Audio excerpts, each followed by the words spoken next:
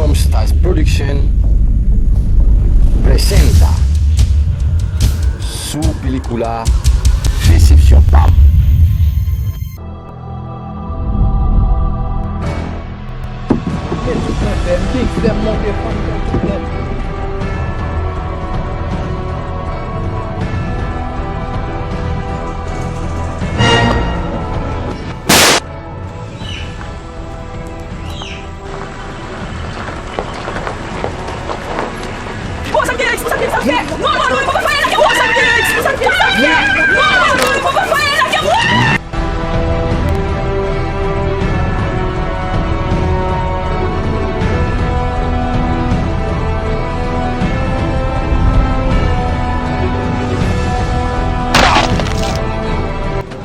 ¿Qué?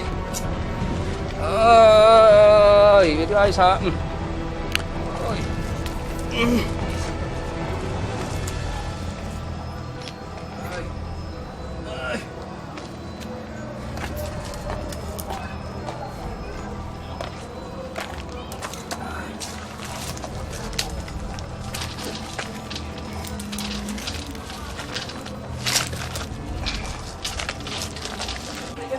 Ay, no, mi amor, no. ¿Pero cómo es esto? Tú contratas a una gente y mira la condición. ¿Dónde será que está? ¿Cómo tú te crees que tú tienes que venir a abrir la puerta y hacer todo?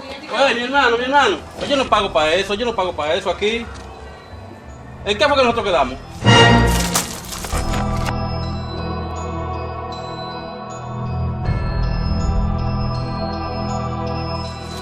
Qui m'a initié à raconter là? Qui m'a raconté là? Pour qui soit pas figure men?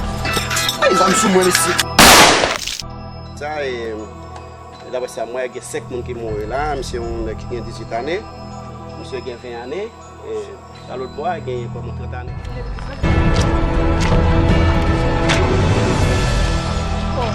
Nou yon evin tou bonne jodi, hein? Ay, oui, il a bonne, regardez. Ama sa na fe nan, non, na foun ti tan nan te ki ouvril. Oui, on t'en nous, chef. Bon, yon activite sa bou jodi api gade le moun ouvril. Et puis, je vois si t'aimes encore, oui.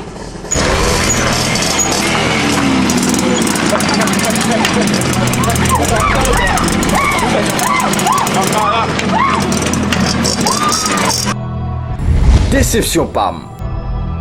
Muy pronto.